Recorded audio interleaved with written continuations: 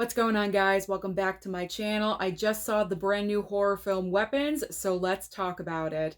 Now, this is going to be a spoiler-free review, so I am going to be as vague as possible.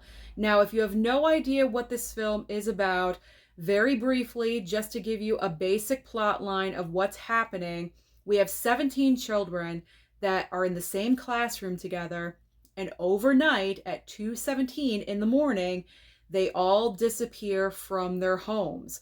No one knows the reason why. They don't know where they are. They don't know who is involved. There's a lot of questions going on with this movie. Now, I was very excited for Weapons because this is from the same director as Barbarian. And I loved Barbarian. I know a lot of us movie lovers absolutely loved Barbarian, and it's killing us that this movie still has no physical media release, but that's an entirely different subject for a different video. But Barbarian was just so unique and so different. It was weird, it was twisty, and that third act stays with you.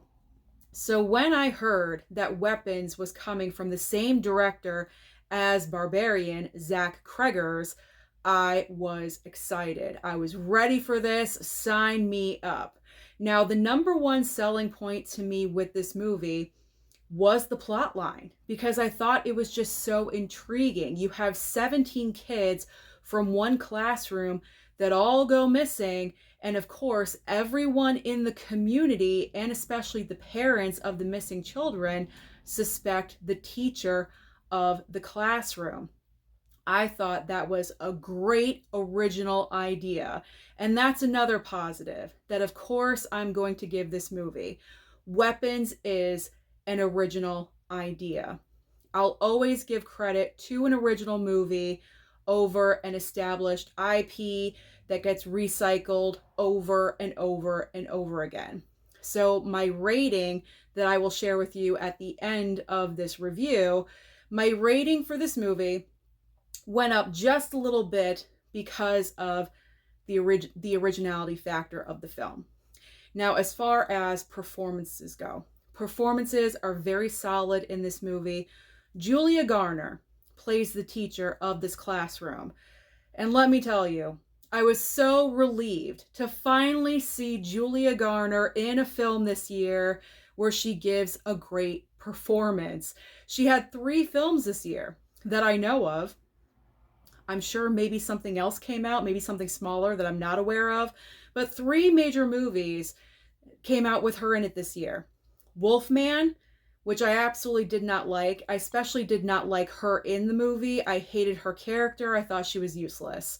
And then, of course, she is currently Silver Surfer in Fantastic Four, and she's perfectly fine. She's okay. But in the film Weapons is where she really shines as an actress, and also I really enjoyed her character. I thought her character was well written because she pretty much is at the center of this witch hunt. All of these parents think that the teacher is responsible for all of their children going missing, and so she's having an incredibly tough time dealing with this. And here's where the writing of her character was just so well done. Because yes, even though she is a teacher, that doesn't make her absolutely perfect. There are flaws that are revealed from her past that is talked about. And so her character, therefore, is very relatable. And plus, with everything that's happening currently in the movie, she's heavily relying on alcohol. She's taking several trips to the package store to pick up some vodka or gin. And that is completely understandable. So I just really enjoyed that fact about her character, is that her character was just so well thought out and so well written. And Julia Garner's performance in the movie is a standout. Now, we also have Josh Brolin in the film as well, and he plays one of the fathers of the missing children, and he's kind of at the head of the witch hunt against Julia Garner's character. And obviously, it's completely understandable. Some people may say, hey, back off, leave her alone. But on the other end, if your child was missing from her classroom, how would you react? How would you take it? How would you treat her as a person? So all these questions kind of go through your mind as you're watching this movie.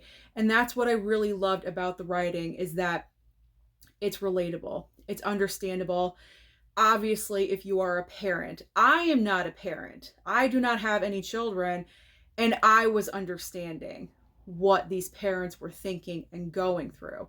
So I thought the movie itself overall was just really well written until we get to the third act. I will get there in just a second. The movie starts off so well. The entire setup of what happens, the introduction of these different characters, and then as the film goes on, that is where I start to have my issues.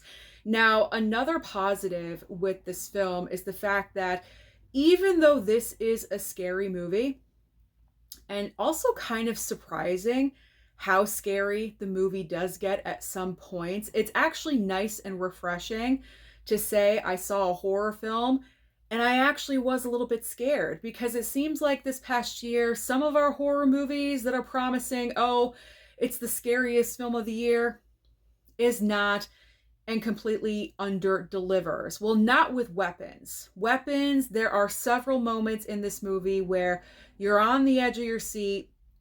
You don't know what's going to happen. There's several jump scares. And then you get some comedy thrown in. There is a little bit of humor and a tonal shift. Now, as you guys know, pretty recently in these reviews, I have been complaining about tonal shifts, but when it comes to Weapons, I understand the tonal shift from horror to humor because it's breaking up that tension. We gotta break up that tension just a little bit. And those humor moments that are randomly tossed in are just very, very unexpected. And the humor worked because my theater was responding to that. My theater, by the way, was about halfway full at a 2 p.m. showing on a Thursday. So that's very positive. Very positive for the film.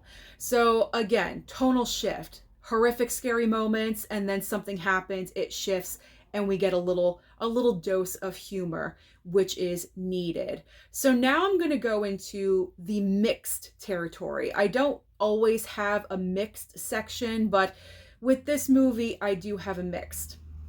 So my mixed, I guess, I'm going to call it a complaint because, well, is it a complaint? I don't know. I just really wasn't a fan of how the story was being told halfway through the film. So the movie starts off with the basic reveal of the plot of what is happening, and then it shifts over to individual characters from their point of view. Now, this is not original. This is something that we've seen in several different movies. But with Weapons, I feel like it was overdone just a little bit.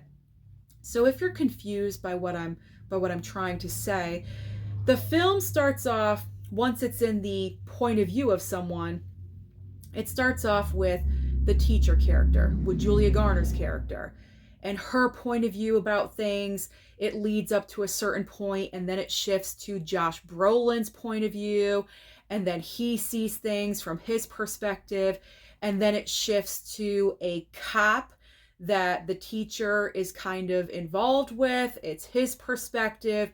This goes on for about 5 or 6 different characters in the movie. I found it extremely repetitive, and that's where I started getting frustrated with the film, because I felt like that type of storytelling was being overused. I didn't mind the first 3 people, but after that, I said to myself, is this really necessary? Are we really doing this? I thought they were going to do that until the end of the film. I thought they were doing it that much. I thought the entire movie was just going to be from everyone's point of view.